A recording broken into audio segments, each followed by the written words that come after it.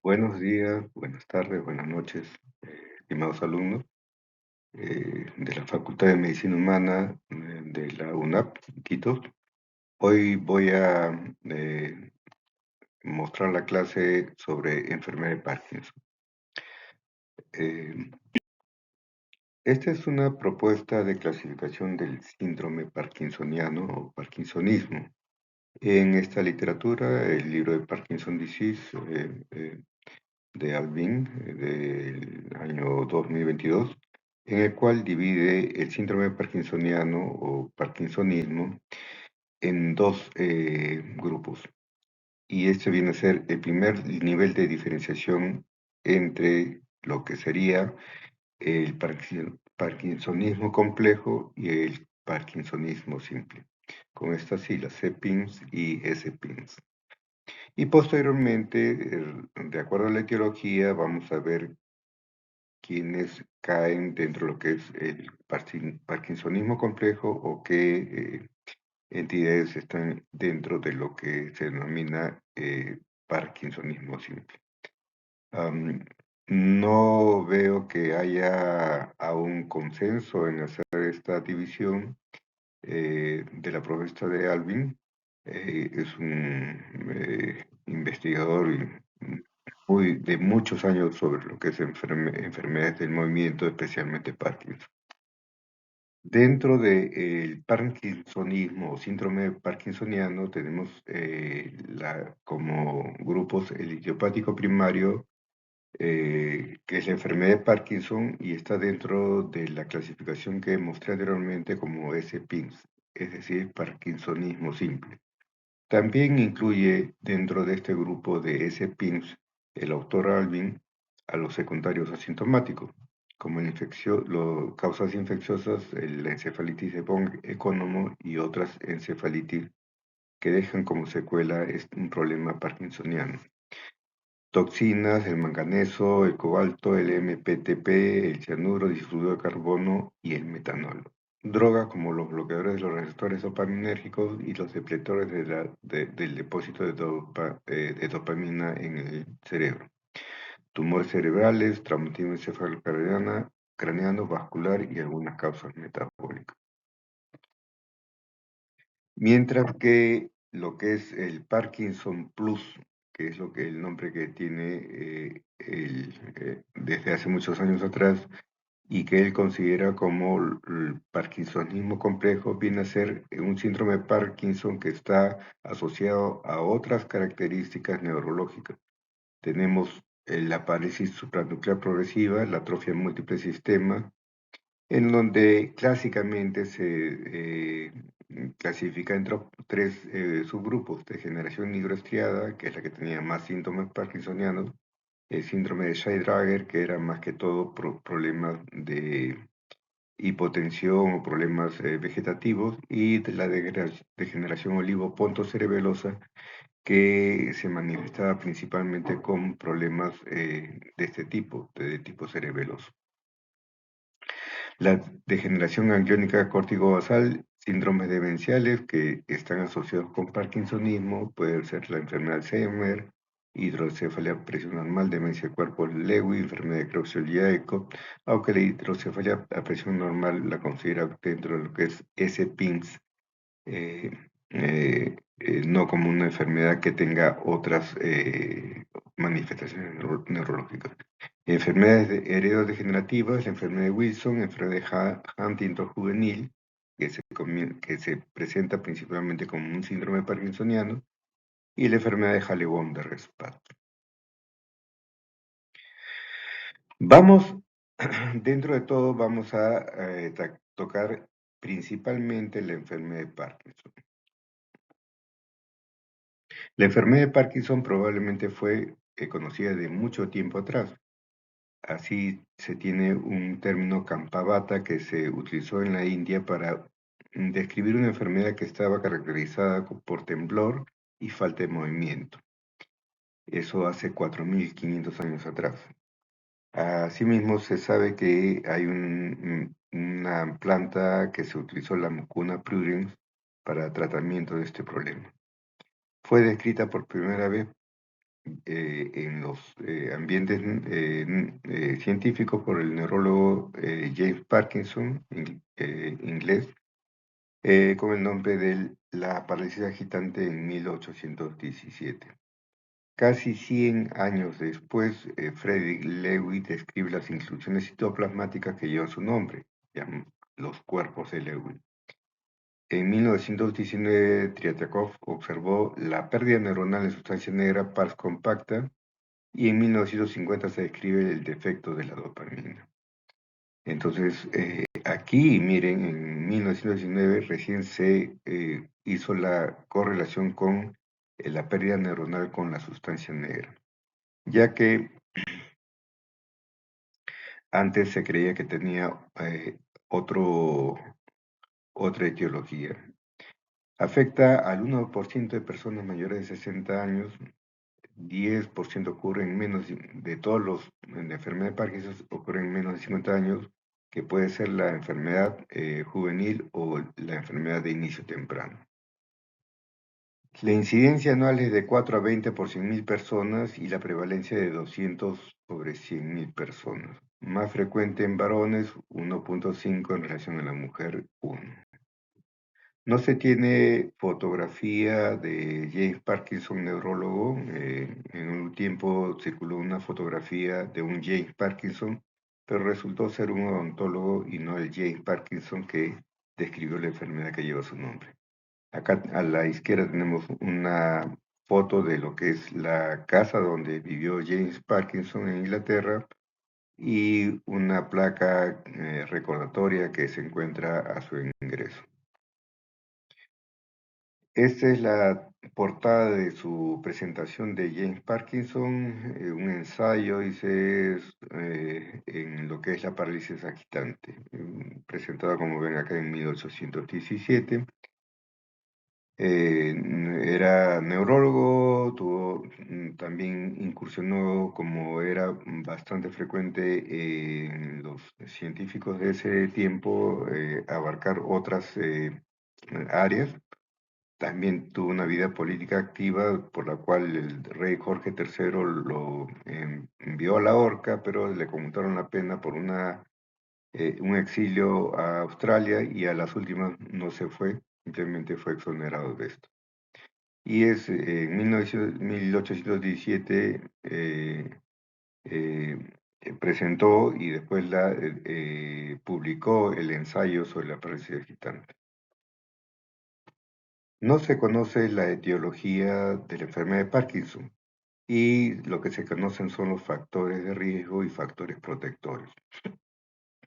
Dentro de los factores de riesgo tenemos mutaciones en diversos genes que van a estar relacionados con diferentes formas de transmisión que están en diferentes lugares dentro del cromosoma y el origen de estas mutaciones que fueron estudiadas inicialmente están en la última columna. Estos factores de riesgo, entonces, podemos ponerlo como los factores de riesgo genético. Inicialmente se estudiaba como que la mutación en uno de estos genes era lo que originaba el problema de Parkinson, pero también se está viendo lo que es la mutación múltiple, la presencia de múltiples mutaciones en un paciente para que desarrolle la enfermedad de Parkinson, ya que algunos pacientes tienen una mutación y no la desarrollan. Otro factor de riesgo que ya estamos dentro de los factores de riesgo ambientales, tenemos los pesticidas, vivir en medio rural, tomar agua de pozo no tratada, solventes, traumatismo encefalocraniano, metales pesados, manganeso, polución, la hepatitis C y factores de riesgo cardiovascular se han considerado. Dentro de estos, en un último estudio, consideran que los pesticidas y otros estudios más consideran que los pesticidas vienen a ser un factor de riesgo muy importante, igual como la polución. Este estudio último que menciono, no lo tengo a la mano, eh, hizo una correlación entre la polución y uso de pesticidas en Norteamérica, en Estados Unidos, y la prevalencia de Parkinson en Estados Unidos. Y vieron pues de que donde más usaba pesticidas eh, y también donde había más polución, había más prevalencia de enfermedad de Parkinson. Existen algunos factores que epidemiológicamente se han considerado como factores protectores.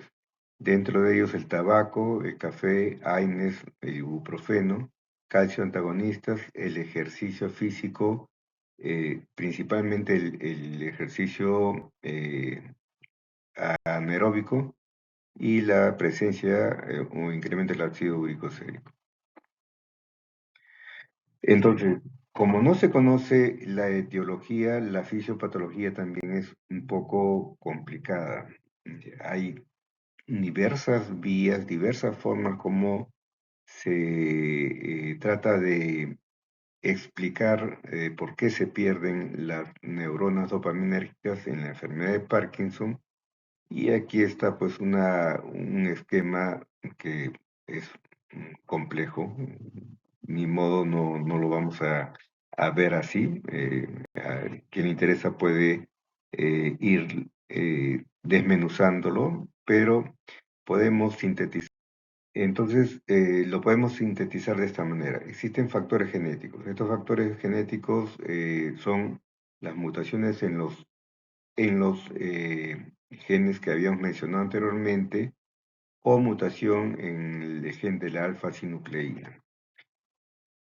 Esto lleva a que existan más o menos tres vías por donde se llega a la degeneración de las neuronas dopaminérgicas. Acá tenemos la disfunción mitocondrial, que puede ser llevada o favorecida por la edad y por los factores ambientales que hemos mencionado. Todo esto lleva a una disfunción mitocondrial, pero también intervienen la mutación de estos genes. Esto lleva a un aumento del estrés oxidativo, a un aumento de la fosforilación de la proteína tau y a la falla energética de la neurona, lo que lleva a la muerte de la neurona. La mutación del alfa-sinucleína lleva a una agregación anómala de la alfa-sinucleína que va a formar los cuerpos de Lewy. Son intracitoplasmáticos que también se forman por la fosforilación anómala del tau. Entonces, en el cuerpo de Lewy vamos a encontrar alfa-sinucleína y también vamos a encontrar tau fosforilado. Por otra parte, las mutaciones en el gen de la parquina, el UCHL1,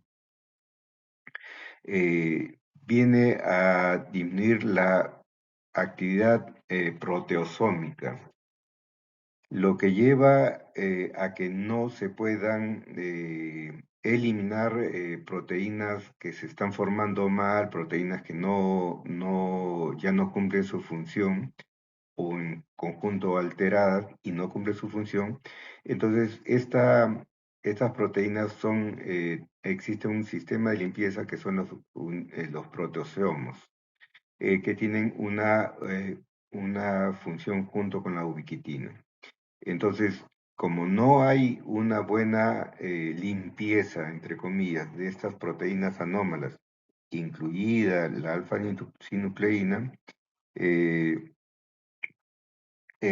se impide, pues, obviamente, la degradación de esas proteínas alteradas y van a formar parte también de los cuerpos de Lewy que llevan a la degeneración dopaminérgica. Entonces, existe un problema mitocondrial con aumento del estrés oxidativo, falta de energía por la lesión mitocondrial y la formación de tau fosforilado. Por otra parte es la acumulación de alfa-sinucleína y por otra las alteraciones genéticas que llevan a la pérdida de la degradación de las proteínas anómalas que se están formando y estas también se incluyen dentro de los cuerpos de Lewy. Esta lleva a la degeneración de las neuronas dopaminérgicas y de allí, pues, clínicamente la enfermedad de Parkinson. Aquí, entonces, tenemos que se pierden las neuronas dopaminérgicas, principalmente de la sustancia negra, pero no como nosotros sabemos por neuroanatomía, la sustancia negra tiene una pars compacta y una pars reticularis. Las neuronas que se pierden, que están relacionadas con la dopamina, son las neuronas de la sustancia negra compacta. Entonces, aquí vamos a ver cómo son los circuitos de los ganglios basales, incluyendo la sustancia negra, para explicarnos los problemas que ocurren en la enfermedad de Parkinson. Esto sería lo normal, el control de movimiento de los ganglios basales. La sustancia negra compacta, a través de sus neuronas dopaminérgicas, van a ir a estimular a los receptores dopaminérgicos que se encuentran en el estriatum, que son de dos tipos, el D1 y el D2. El dopaminérgico 1, que también está asociado a la sustancia P, y el D2, que está asociado a la encefalina. La, eh, Sin embargo, tiene una función distinta. Las neuronas dopaminérgicas, si es el receptor D1, actúa como excitatorio de los receptores D1 o de las neuronas D1 del estriatum, y como inhibitorio de las neuronas D2, los receptores D2 del estriatum. Entonces tiene una función dual, excitatoria para el D1 e inhibitoria para las neuronas D2 del estriatum. ¿Ok? Entonces, y aquí se forma lo que se llaman las vías directa del estriatum, que directamente van a ir a estimular al globus pálido interno y a la sustancia negra reticular. Es aquí, lo que está de azul en líneas punteadas, y eso de acá lleva a que la acción de este globus pálido y la sustancia negra reticular llevan a la inhibición a través del GABA del tálamo, y esto lleva los núcleos talámicos tienen una acción excitatoria sobre la corteza cerebral motora y premotora. Esta es la vía directa. Se denomina directa porque directamente van a estimular a la salida de este circuito, que es el globos pálidos internos y la sustancia negra reticular. La vía directa, perdón, está relacionada con las neuronas D1 del estriatum. El estriatum está formado por el putamen y el núcleo caudado. Y las neuronas D2 están relacionadas con la vía indirecta. La vía indirecta que va a dar unas proyecciones inhibitorias hacia el globos pálidos externos. Este glóbulos pálidos externo también va a dar salidas inhibitorias sobre el núcleo subtalámico de Lewis, y este de acá tiene una vía excitatoria sobre el glóbulos pálidos internos, que es la vía de salida de los ganglios basales. Todos ellos después van a dar su eh, eh, inhibición a diversos núcleos del tálamo. Acá debemos de tener en cuenta de que puede inhibir algunos núcleos talámicos, la vía indirecta y la vía directa a otros núcleos talámicos. Y por último, tenemos una vía hiperdirecta que viene de la corteza motora directamente al núcleo subtalámico de Lewis, y de ahí a la vía al núcleo globos pálidos internos. De aquí salen diversas eferencias del globo pálidos internos que van a ser las vías por las cuales se expresa los ganglios basales en lo que es su regulación motora. La vía directa facilita el movimiento, el, el movimiento, o sea, este circuito directo, a través de este circuito directo se facilitan los movimientos. Ok, mientras que la vía indirecta y la vía hiperdirecta tienen como función, vamos a ponerlo así de una forma simple, inhibir los movimientos, en este caso, los movimientos no voluntarios, los movimientos aprendidos y que no son voluntarios.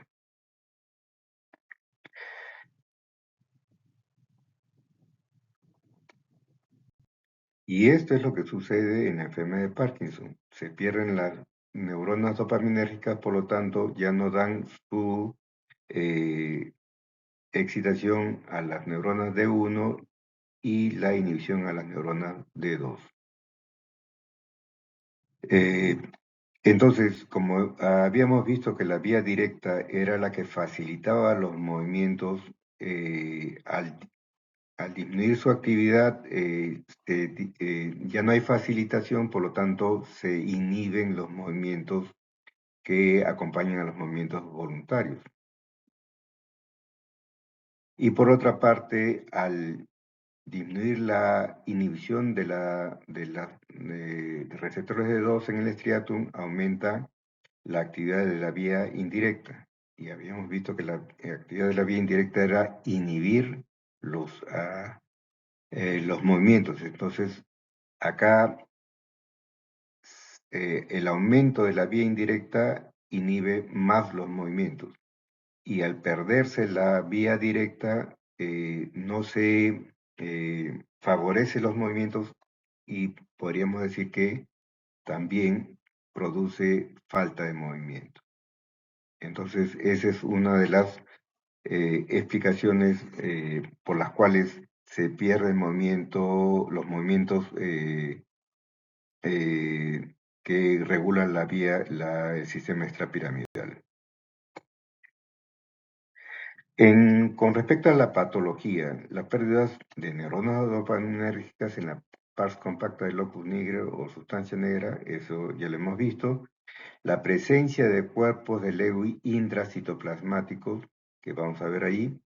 Y si bien el locus niger en el tronco encefálico es uno de los primeros que se afectan, que van perdiendo estas neuronas dopaminérgicas, no es el único sitio, sino también en las neuronas mesolímbicas y mesocorticales que pertenecen a otra vía o a otro circuito dopaminérgico, al locus ceruleus, que tiene que ver con los movimientos, pero también con el despertar y con el ritmo circadiano, los núcleos de Rafe, núcleos basal de Meiner, algunas neuronas corticales, neuronas del núcleo dorsal del vago, ojo, que esto es lo que lleva a que tengan estreñimiento los pacientes, a los ganglios simpáticos e inclusive en los plexos mesentéricos.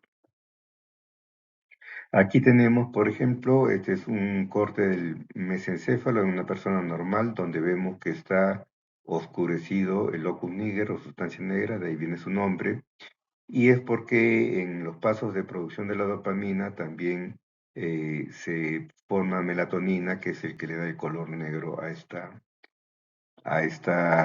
zona. Al no haber neuronas o al perderse las neuronas que forman dopamina, entonces tampoco se forma la melatonina y van perdiendo la coloración más oscura que vemos en el corte de una persona normal. Este es el corte en una persona con enfermedad de Parkinson.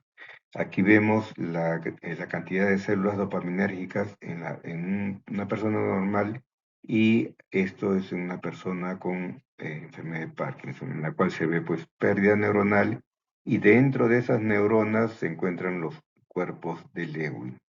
Estos cuerpos de Lewy tienen, al parecer, es un agregado de proteínas que están dentro de la neurona, y que a las últimas llevan a la disfunción y posteriormente muerte neuronal. Si bien el cuerpo de Lewy tiene, como habíamos visto en la fisiopatología, tiene alfa-sinucleína, ¿ok? Ya, por su alteración, la ubiquitina, la calvidina, sinfilina, proteínas de complementos, unidades de microfilamento, tubulina, proteínas 1 y 2 asociadas a los microtúbulos. Esto tiene relación también con la proteína tau, que también se encuentra, aquí no la he puesto. Bien. La presencia de proteínas de complemento también dio origen a otra vía fisiopatológica que era un proceso inflamatorio, que no lo he descrito en la fisiopatología. Los cuerpos de Lewy están presentes en 10% de cerebros de adultos normales, quiere decir que no es un marcador 100% de enfermedad de Parkinson. Y estar presente en otras enfermedades, eh, como vemos acá, la neurodegeneración como acumulación cerebral de hierro, la ataxia telangiectasia, parálisis supranuclear progresiva, que es otra forma, un parkinsonismo complejo, degeneración córtico-basal, síndrome de Down y en la enfermedad de Alzheimer también se puede encontrar el cuerpo de Lewy. Entonces no es una exclusividad del paciente con enfermedad de Parkinson, pero es algo importante en ello. Como les había mencionado, la pérdida de neuronas dopaminérgicas no es eh, en forma difusa desde el inicio. Estas neuronas se van perdiendo inicialmente en el tronco encefálico, posteriormente van hacia el mesencéfalo y otras áreas estriadas, y posteriormente se hace más difuso a nivel cortical y después también a nivel del sistema nervioso periférico. Esto de acá se sabe por los estudios de BRAC, que también los hemos mencionado al BRAC y BRAC en Alzheimer. eh, y aquí está como lo más oscuro es lo primero que se afecta, después el color rojo es lo que se afecta después, el color rosado intenso es lo que le sigue, el rosado más claro es lo que le sigue. Es una secuencia de la pérdida de neuronas dopaminérgicas. Y eso era un resumen, y esto es del estudio de BRAC de BRAC. Esto es una actualización que hizo BRAC sobre sus estudios iniciales que fueron 10 años atrás, en la cual se ve pues las pérdidas neuronales cómo van. Esto es lo que habíamos visto en la diapositiva anterior, pero acá se ve un poco más cómo se van expandiendo la pérdida de neuronas dopaminérgicas. Igual acá en cortes principalmente, incluyendo pues el tronco encefálico hasta la médula. Bueno, características diferenciales. La edad media de inicio es 60 años. Rara vez antes de los 30 años, aunque sí aparece. Menores de 30 años se considera como Parkinson juvenil. Entre 30 y 50 años se considera Parkinson de inicio temprano. El cuadro motor puede estar precedido por manifestaciones no motoras, y esto nos debe alertar para la sospecha de que el paciente puede estar desarrollando Parkinson. Primero, cambios en la personalidad. Personalidad se vuelve más rígida, obsesiva y tiende a la depresión. El déficit de olfacción se ha visto con frecuencia, pero que no es reportado por los pacientes, sino habría que tener una sospecha muy alta y preguntarlo en la anamnesis. Y el dolor. Muchos pacientes comienzan con problemas aparentemente articulares, como por ejemplo el síndrome del hombro rígido o el congelamiento del hombro, en el cual sienten una especie de dolor en el hombro y que no pueden moverlo, y esa es la forma de aparición de la enfermedad de Parkinson. Posteriormente ya aparecen los síntomas motores que confirman la sospecha. El inicio es sutil, unilateral, evolución siempre asimétrica. Si bien puede avanzar si comienza en un lado, avanza hacia el lado contrario, pero los síntomas siempre son más intensos en el lado donde comenzó que en el lado contralateral. Existen unos criterios diagnósticos dados por el Banco de Cerebros de la enfermedad de Parkinson del Reino Unido del año 92, en el cual se consideran tres pasos. El primer paso es el diagnóstico del síndrome parkinsoniano o parkinsonismo. Esto tiene una triada. Siempre se considera bradisnesia más cualquiera de los siguientes: rigidez, temblor de reposo y alteraciones posturales. Esas alteraciones posturales las pongo en gris porque en los otros criterios diagnósticos que vamos a ver más adelante ya no lo considero.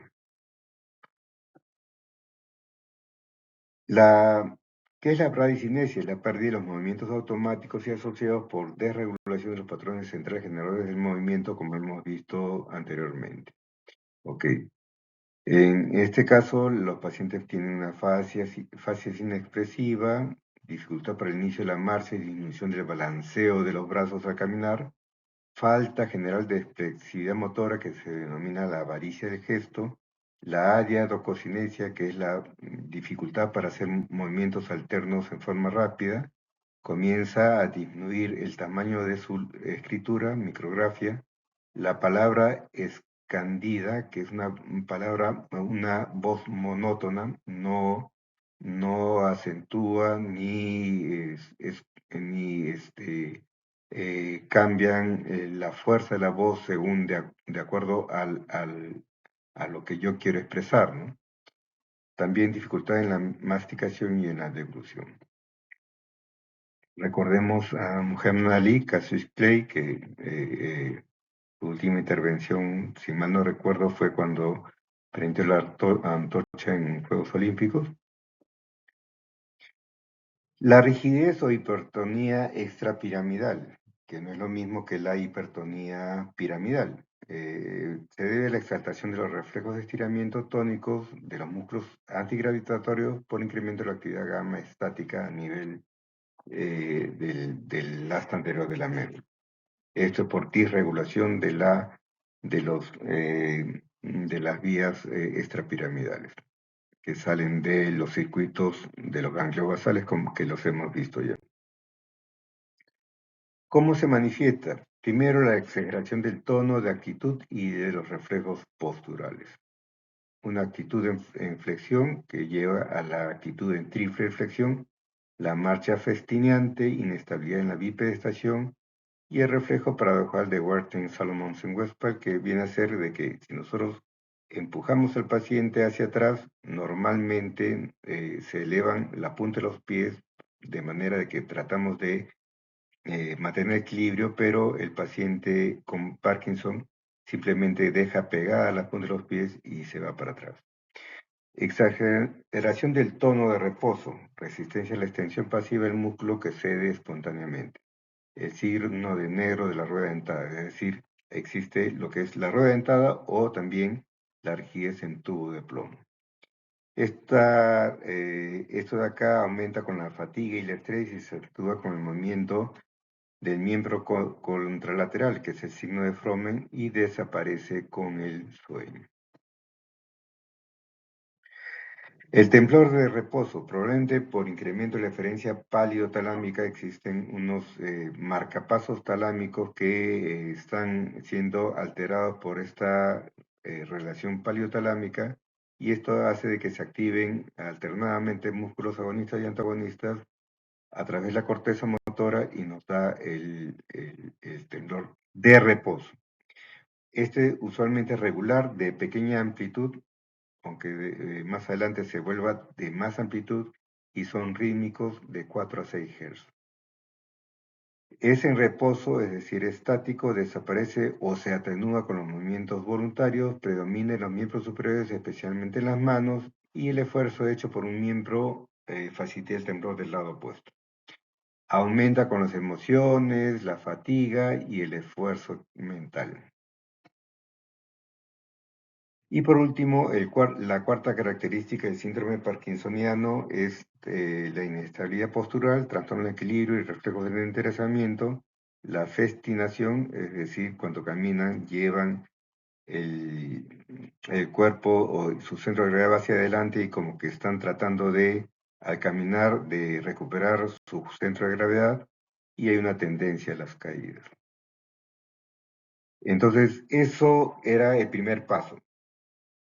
El diagnosticar el síndrome parkinsoniano.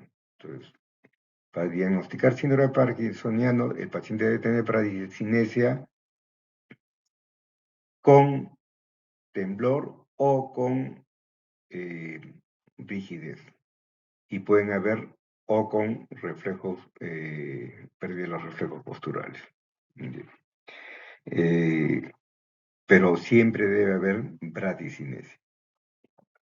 Una vez que hacemos el diagnóstico de síndrome parkinsoniano, tenemos que buscar los criterios de exclusión, es decir, aquellas características del síndrome parkinsoniano que nos dan otras enfermedades que se parecen al Parkinson. Por ejemplo, historia de ictus repetidos y progresión escalonada de la enfermedad es un criterio de exclusión.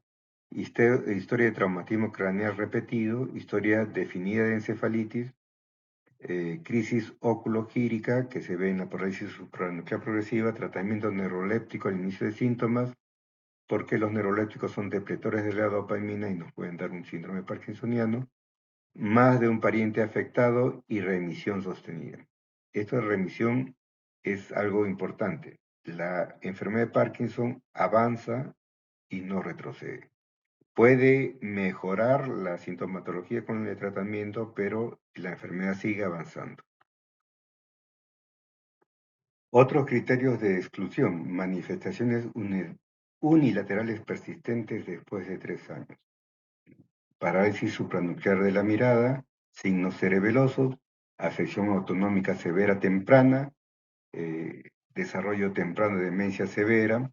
Esta es la parálisis supranuclear, es por la parálisis supranuclear progresiva, signos cerebelosos por una forma de atrofia múltiple sistema, afección autonómica severa temprana también en lo que es la atrofia múltiple sistémica, desarrollo temprano de demencia severa para descartar lo que es la demencia por cuerpo de Lewy, que hemos visto anteriormente, presencia del signo de Babinski, que nos habla de lesión piramidal, presencia de tumor cerebral o hidrocefalia comunicante en la tomografía, falta de respuesta a alta dosis de la L-Dopa y exposición al MPTP, que es una sustancia que estaba contaminando la heroína en los drogadictos y se vio una aparición de síndrome parkinsoniano muy parecido a la enfermedad de Parkinson en estos pacientes, ¿no?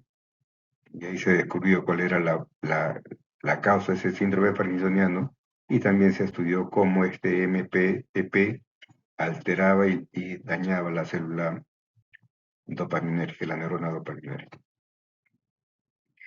Y por último tenemos el paso 3, que son los criterios de soporte prospectivo. ¿Qué quiere decir? Que si nosotros tenemos la sospecha de Parkinson, vamos a hacer un seguimiento de los pacientes y ese seguimiento, esa observación de cómo va yendo el paciente nos permite dar un soporte prospectivo.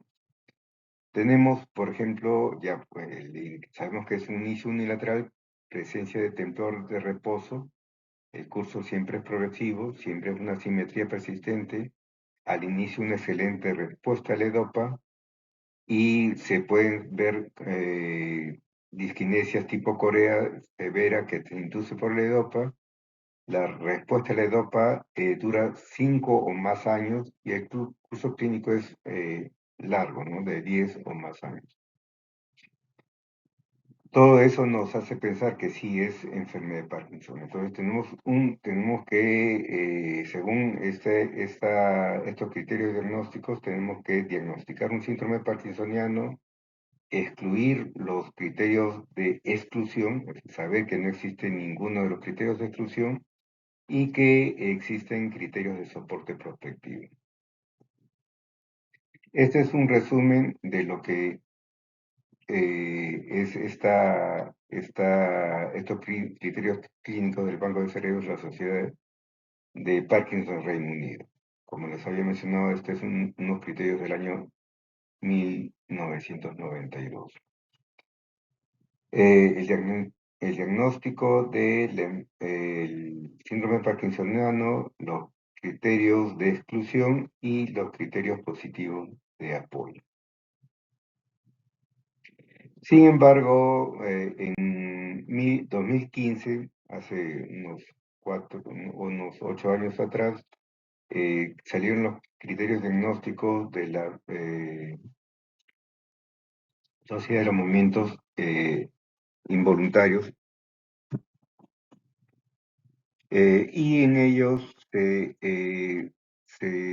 vieron lo siguiente. Primero, de todas maneras, el paciente debe ser diagnosticado de un síndrome parkinsoniano.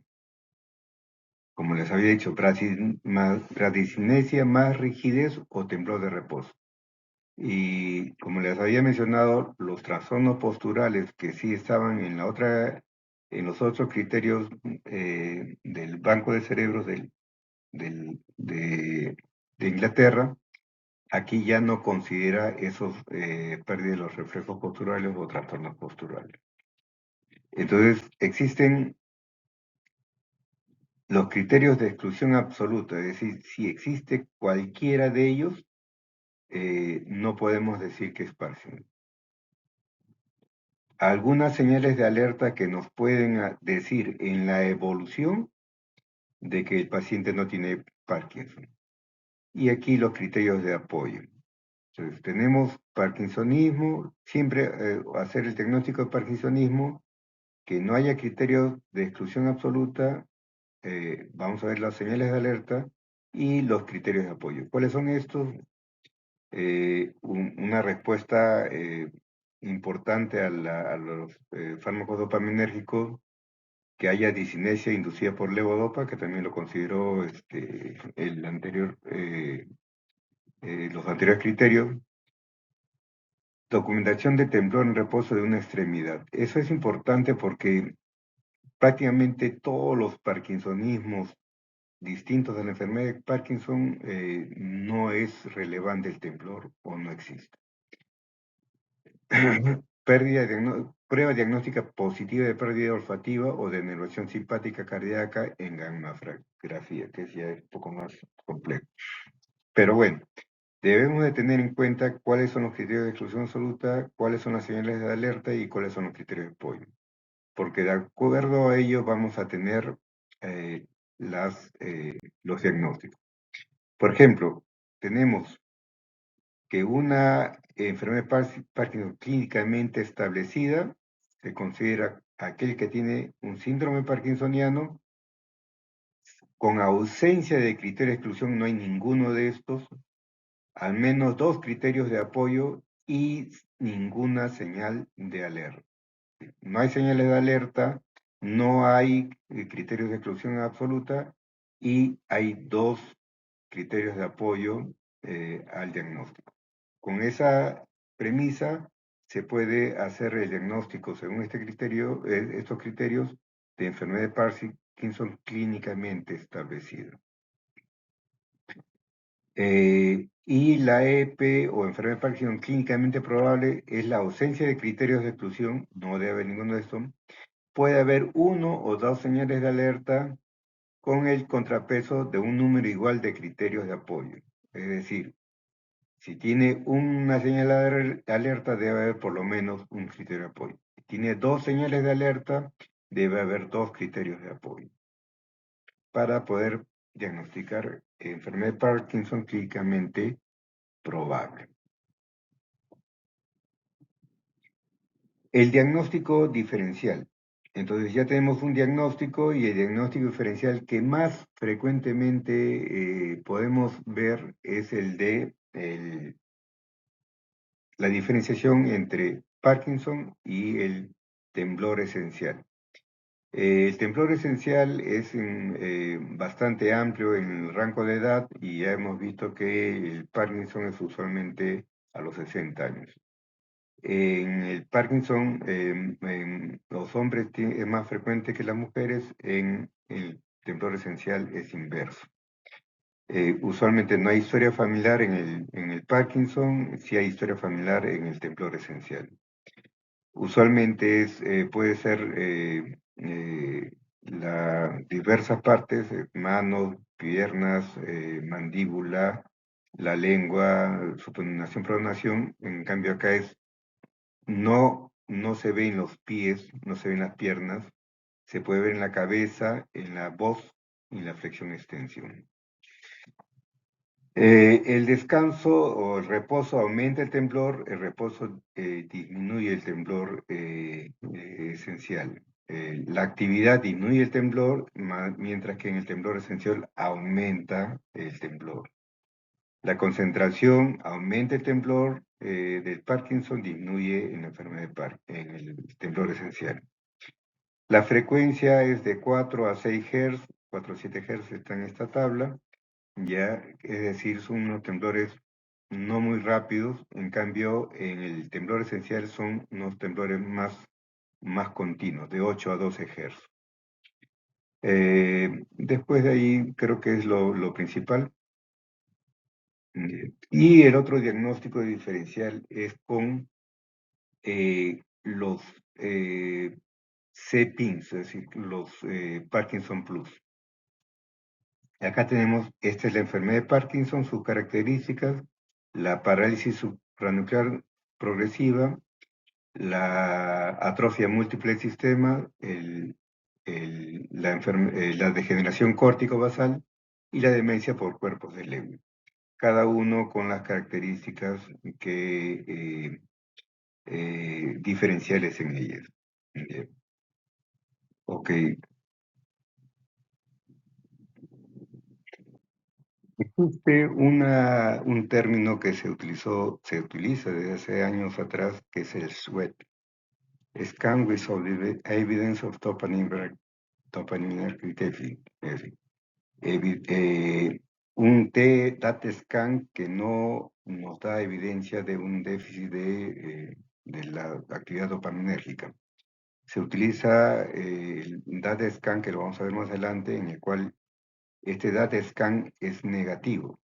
Quiere decir de que el paciente no tiene, con este examen, no hay evidencia de pérdida de la actividad dopaminérgica, en el cual existe temblor unilateral, postural y en reposo que no generaliza, es decir, se mantiene siempre en un lado. Falta de balanceo de brazos y o distonía, temblor mandibular en cabeza, hipomimia.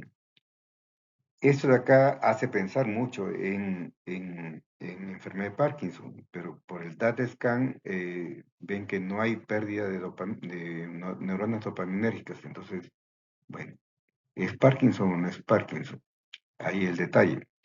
10% de los pacientes diagnosticados como enfermedad de Parkinson tienen este síndrome SWET. Bien. Y la mayoría son otras entidades equivocadamente diagnosticadas como enfermedad de Parkinson.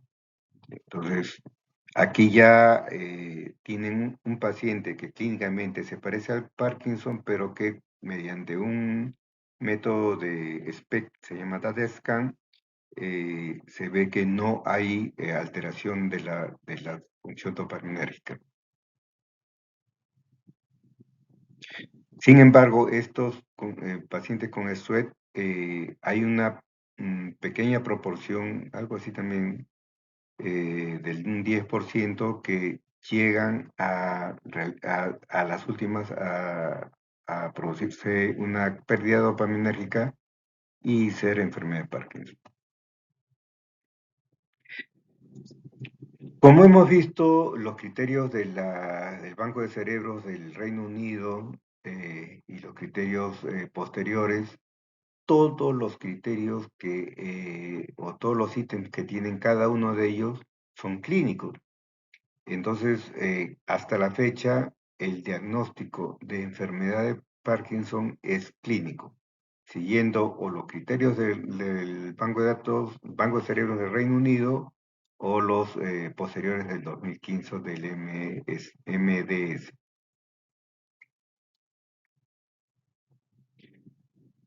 Entonces, ahí es como que queda esta duda, ¿no? Y yo puedo diagnosticar clínicamente, pero ¿es Parkinson o no? Y cuando hacen la anatomía patológica, pues no encuentran cuerpos de Lewy, no encuentran las características. Entonces, ¿cómo yo corroboro de que mi diagnóstico clínico es correcto, ¿no?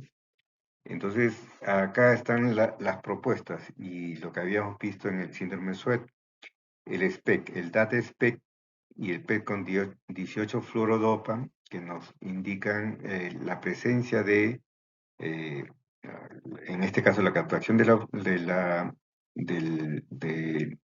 dopa marcada, o el SPECTAT, o el DAT SPEC, perdón, que nos mide la presencia de transportador de la dopamina.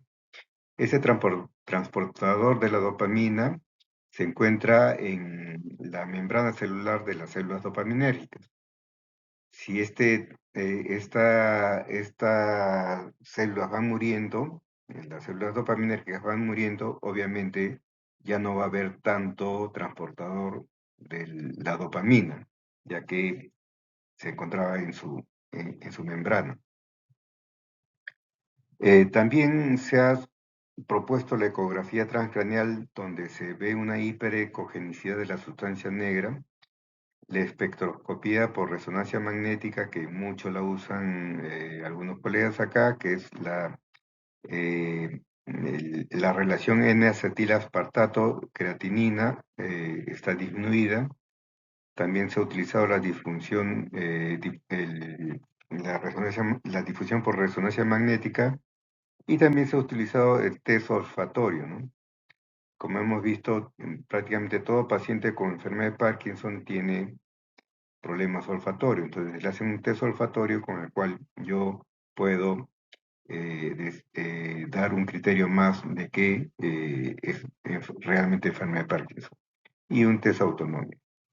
De estos, el que más está siendo utilizado es el DATESPEC. Entonces acá eh, tenemos un cerebro normal donde en los ganglios basales se encuentra el marcador, se encuentra bien, y acá está disminuido en un paciente con enfermedad de Parkinson, donde vemos que uno de ellos está más disminuido en un lado que en el otro. Acá también vemos, este es un cerebro normal, cómo va perdiéndose la captación en el data scan. Una vez que hemos hecho el diagnóstico de Parkinson, lo que debemos hacer es eh, ver cuál es su estadio de ese paciente. La división de estadios funcionales de Hoehn y Yahr es el que es el más simple y el más frecuentemente utilizado. El estadio 1 con compromiso unilateral, es decir, hay un hemiparkinson. El estadio 2, compromiso bilateral sin alteraciones posturales, puede caminar todavía, no hay caída. El estadio 3, compromiso bilateral con alteraciones posturales, pero que permiten todavía la vida independiente. Ya hay problemas del equilibrio y tendencia a la caída. El estadio 4, compromiso bilateral con alteraciones posturales que requieren ayuda para caminar porque se caen. Y el estadio 5 es el paciente que está postrado, en silla de ruedas o en cama. La otra forma de medir el avance de la enfermedad y el estadio donde está un paciente es este de acá, es la escala unificada de calificación de la enfermedad de Parkinson, la UPDRS. Hay varias versiones, cada una de ellas tiene todas tienen 4 partes principales que podemos subdividirla. La parte 1 que ve la conducta mental, conductual mental y del ánimo. La parte 2, actividades de la vida diaria. Parte 3, la evaluación motora. Y parte 4, complicaciones motoras. Todo esto se va calificando para dar vamos a ir viendo el avance de la enfermedad y o la respuesta al tratamiento. Entonces,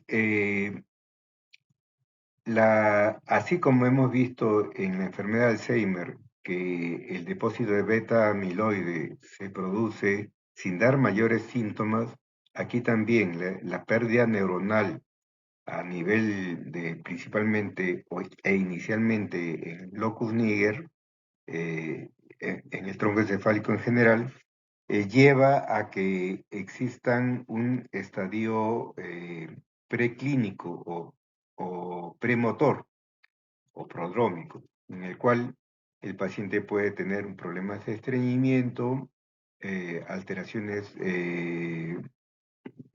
del sueño REM, alteraciones cíclicas del sueño REM, podemos tener somnolencia diurna, hiposmia, o sea, disminución de la olfacción, depresión. Ninguno de estos trae un trastorno motor, pero que puede ir viéndose en el paciente porque ya hay pérdida de las neuronas dopaminérgicas. Hasta que llegamos al punto en donde aparecen los síntomas motores, que pueden ser tempranos y lo podemos dividir en avanzados o tardíos, en donde se encuentran pues las manifestaciones que ya hemos visto y las complicaciones que pueden producirse, psicosis, fluctuaciones, discinesias, que van complicando el problema del paciente. Los síntomas motores y los síntomas no motores se hacen más evidentes. Este de acá me gusta más de cómo se va a ir viendo la evolución de la enfermedad de Parkinson. Ya, acá tenemos, por ejemplo, los trastornos no motores en azul y los motores en rojo. Entonces, en los trastornos no motores pueden preceder a los trastornos motores por años. Trastorno de la conducta del sueño REM que lo hemos visto, estreñimientos, disfunción geniturinaria, hiposmia, anosmia, somnolencia diurna, depresión, ansiedad, fatiga, apatía. Esto no. Pueden iniciar en la fase prodrómica, comienzan a iniciar muy sutilmente los signos motores, que no son usualmente diagnosticados y no se le dan mucha importancia.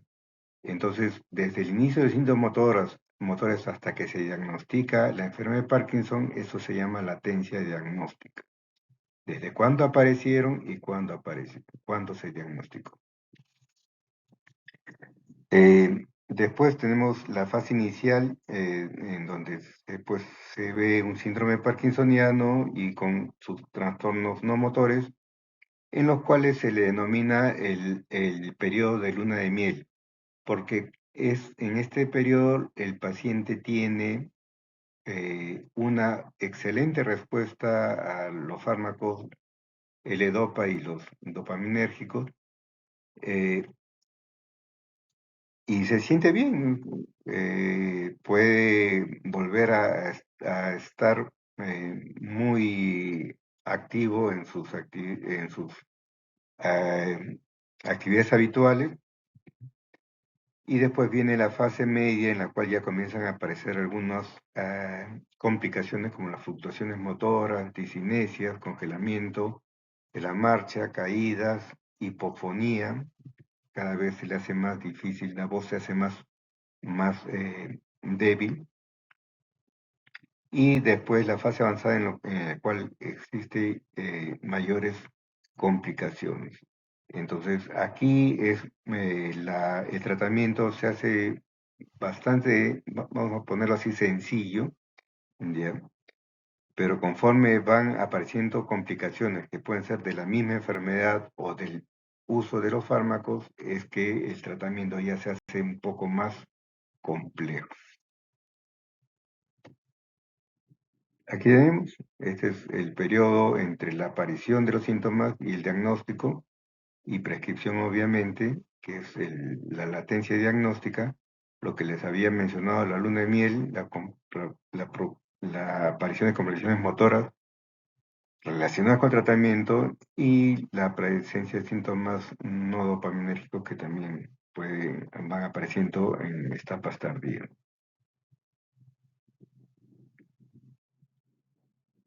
Dentro de los síntomas no motores que pueden estar eh, antes de que aparezcan los síntomas motores, es lo que habíamos visto acá, tienen una alta evidencia de que son síntomas, son la constipación, déficit de olfacción, trastornos del sueño, el sueño REM, depresión, y los otros están a la derecha. Entonces ya tenemos el diagnóstico, ya hemos hecho el diagnóstico diferencial, hemos hecho el diagnóstico clínico según los criterios que se pueden adoptar, cualquiera de los dos. Hemos hecho el diagnóstico diferencial de otras patologías que se pueden aparecer y hemos visto en qué estadio está nuestro paciente, en qué etapa de su enfermedad está el paciente, con el estadiaje de Young, de Hong-Onyar o el UPDRS. Entonces, ya tenemos nuestro paciente diagnosticado y sabemos cuál es su estadio y lo que vamos a hacer es darle tratamiento. El tratamiento no solamente es farmacológico, es importante, muy importante el tratamiento no farmacológico. La educación al paciente y la familia. A veces cuando yo tengo pacientes tanto en consulta privada como en el hospital, veo la historia y es un paciente con Parkinson y lo llamo, más que todo en el hospital se le llama, entonces viene el familiar que está viniendo con el paciente y quiere hacerle caminar a su mismo ritmo porque quiere apurarse para entrar al consultorio y yo tengo que salir a decirle, no me le hagan correr, denle su tiempo. Bien. No podemos hacer que nuestro paciente con Parkinson corra pues como nosotros que aún no lo tenemos, ¿no? El cuidado, por ejemplo, ¿no? Siempre les digo a los familiares de que a la esposa le gusta tener plantitas, le gusta tener sus maceteritos y los pone justo por donde pasan el pasadizo o por donde pasan las personas. Eso para el paciente con Parkinson es un problema muy grande y puede llevarle a caídas. O los niños, los nietos que están ahí viviendo, visitando, dejan sus juguetes por cualquier lado, eso es un peligro para el paciente con Parkinson porque fácilmente se cae. Un soporte emocional, consejería ocupacional, es decir, en lo que va de su trabajo, legal y financiera. El soporte emocional, porque el paciente cuando le dicen que es Parkinson, ya lo sabe o ya ha leído anteriormente en internet de que es una enfermedad que no se cura y que es una enfermedad que va avanzando. Entonces, la depresión es algo que sí, muchas veces va acompañando al paciente. Eh, la consejería ocupacional, pacientes que, por ejemplo, vamos a poner que sea un pianista y tiene problemas ya de bradicinesia, pues eso de ahí no va a poder seguir haciéndolo como lo hacía y de ahí hay que ver cómo este paciente pueda ejercer otra actividad de lo que él sabe sin necesidad de estar tocando el piano, ¿no? Legal, muchas veces la bradicinesia, lleva la micrografía y la ARGIES también a la micrografía y esto hace que cambie su firma. Entonces ya no le reconocen la firma en sus cheques o cuando va a retirar su pensión. Entonces ya no le quieren hacer valer esto, entonces hay que tener cuidado con esto, ver que pueda poner la huella digital de vez de la firma, por ejemplo, y financiera porque pues igual no va a poder ir a cobrar, tiene que ir a otra persona, tiene que ver cómo va a llevar su economía. eh, y la relación con sus familiares. Ejercicios muy importantes, porque en el paciente con Parkinson, por varios factores, comienza a adelgazar y va perdiendo masa muscular. Al perder masa muscular, pierde, hay una mayor tendencia al equilibrio, más problemas por la misma enfermedad y eso de ahí hace de que el paciente se invalide más rápidamente. Entonces, que haga ejercicios es importante, ¿ya? Sea aeróbicos o anaeróbicos. Hay algunos estudios sobre el Tai Chi que les favorece bastante a los pacientes con Parkinson. Y por último, la nutrición. El estado de rigidez que tiene el paciente es una contractura, un aumento del tono muscular de tipo extrapiramidal, pero que gasta más energía. Entonces el paciente debe tener una nutrición adecuada. A veces no quiere comer por el estreñimiento, a veces no quiere comer porque ya tiene disfagia, entonces debemos de tener un buen aporte nutricional, una consejería nutricional para este tipo de pacientes. El tratamiento farmacológico, a la cabeza tenemos la L-Dopa que viene con otro compuesto como la carbidopa o el benseracide, que son inhibidores de la dopa de carboxilasa periférica, para que la L-Dopa que estamos dando en el medicamento no se convierta en dopamina a nivel sanguíneo, sino que esta L-Dopa llegue como tal al sistema nervioso central y ahí recién se convierte en dopamina, ya que la conversión en la sangre del L-Dopa en dopamina lleva a manifestaciones dopaminérgicas periféricas que son muy molestas. Los agonistas dopaminérgicos tenemos los derivados de la ergotamina y los no ergotamínicos. Los derivados de la ergotamina, que ya poco se usan, la bromocriptina, cabergolina, pergolida y lisurido. Los no ergotamínicos, la apomorfina, que es de eh, aplicación subcutánea, lo que tenemos acá es pramipexol, ropirinol, la ritigotina y el piribedillo. Anticolinérgico que le he puesto en plomo también, el triextifenidilo, que ya no lo veo en el Perú, y el viperideno que existe. Sin embargo, la tendencia es a utilizar mucho menos estos medicamentos porque su capacidad de alivio sintomático es pobre. Antagonistas no competitivos del NMDA, la mantidina, que se utiliza se puede utilizar en fármacos de liberación sostenida, y los que aparecieron últimamente, en los últimos 20 años atrás, un poco más, inhibidores de la catecol homenil transferasa, el entacapone, el nidecapone y el opicapone. Antagonista de los receptores A2 de la adenosina, el istradefilin, y antagonista de la MAO-B, la selectilina, la rasagilina y la safinamida. Todos ellos son el arsenal terapéutico que se tiene desde el punto de vista farmacológico para el tratamiento. No quiere decir que todo le vamos a dar al paciente. El escoger qué medicamento y a qué dosis es el arte que tiene el médico para tratar a un paciente. Tenemos todo este arsenal, pero debemos de valorar muchas cosas en nuestro paciente, eh, eh, su estado económico, su apoyo familiar, el estadio de la enfermedad, el cumplimiento de la medicación, ya, para poder dar la medicación.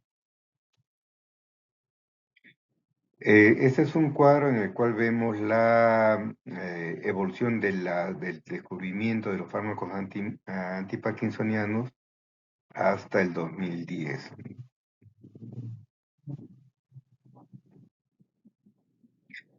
Ustedes deben de recordar y repasar la farmacología de lo que es el- la liberación, la formación, la síntesis, liberación de de la L-Dopa en las neuronas dopaminérgicas para que sepan dónde actúa cada fármaco. Por ejemplo, la L-Dopa que damos con un inhibidor de la dopa de carboxilasa para que llegue como tal hacia el sistema nervioso central, sea captado por la neurona y ésta la convierta en dopamina para que pueda haber la transmisión dopaminérgica. Si yo eh, inhibo las enzimas que degradan o metabolizan la dopamina, tengo más dopamina en dirosináptica para que pueda seguir actuando. ¿Ok? Entonces, este es el mecanismo farmacológico. La levodopa se convierte, es captada, pasa la barrera hematoencefálica, llega al sistema nervioso central, es captada y se convierte en dopamina por la dopa de carboxilasa. Acá la levodopa puede ser eh, metabolizada por la catecol o metitransferasa periférica y perderse un poco de levodopa en la sangre y por otra parte la dopa de carboxilasa convertirla en dopamina.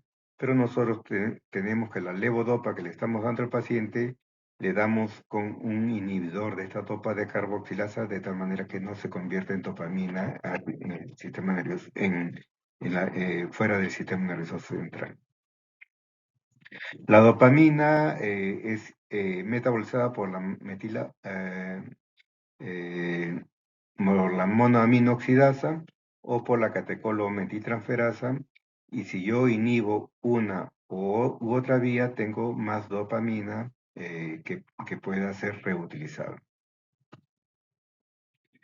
Eh, Hay una forma que es que se utiliza para administrar la levodopa, que es a través de una infusión intrayeyunal. Se hace una operación en la cual se pone una bomba de infusión, en pocas palabras, en la cual se regula y se le da una cantidad constante de medicamento al paciente para que no hayan fluctuaciones por la toma por horas, ¿no? Que se dan por vía oral. Entonces, esta es una liberación continua, vamos a ponerlo así.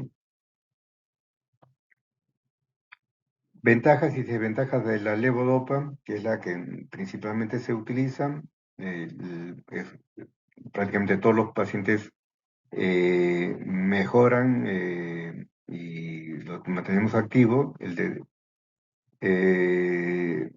problema es que desarrollan efectos adversos, son las disquinesias o coreas, fluctuaciones y alteraciones psiquiátricas. Esto usualmente lo vemos a partir del quinto año en promedio de haber iniciado el tratamiento con L-Dopa. No mejora todas las manifestaciones y no detiene, y ningún fármaco hasta el momento detiene la progresión de la enfermedad.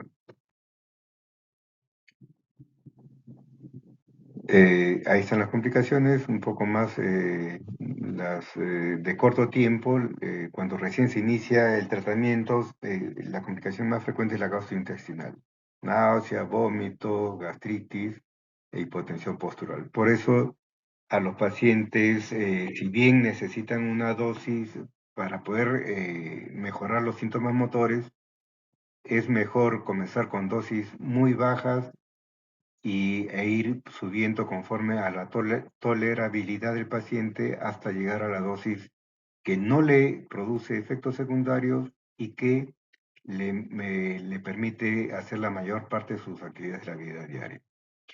Y aquí están, pues, ya cuando se utiliza largo tiempo, más de 5 años en promedio, son las alteraciones que tenemos que lidiar con ellas. Algunas características farmacológicas de los medicamentos relacionados con el tratamiento de la enfermedad de Parkinson para tener en cuenta. Y lo que se tiene también hace unos años atrás es la estimulación cerebral profunda, que es a través de un catéter. Aquí está su marcapaso que se regula y el catéter llega hasta la parte del tronco encefálico aproximadamente, ya cerca, entre el tercer ventrículo y el acueducto de Silvio, aproximadamente por allí, ya a esa altura se pone y estimula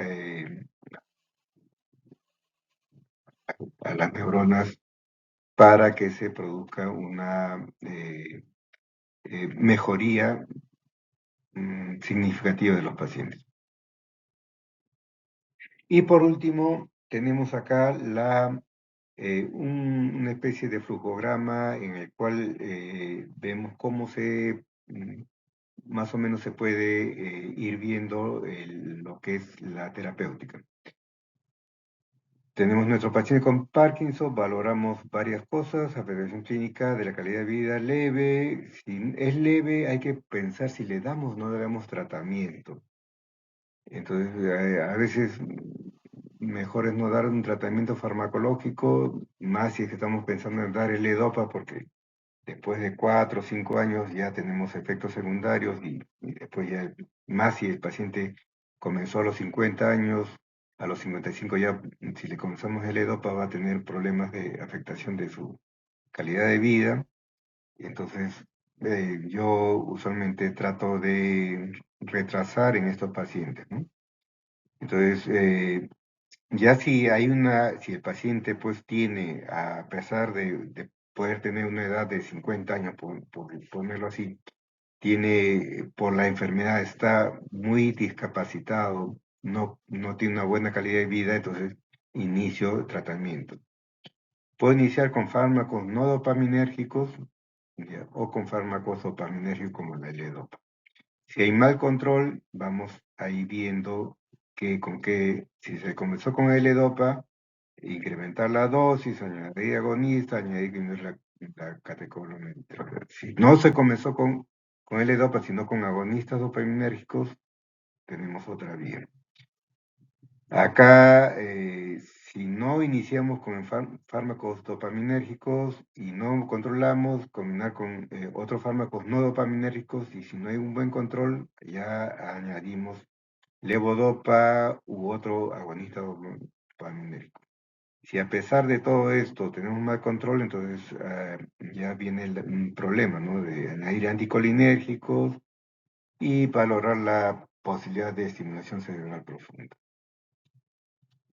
Eso sería todo con respecto a enfermedad de Parkinson. Es una enfermedad bastante frecuente, mayormente vista en consultorio externo, muy pocas veces hospitalizado.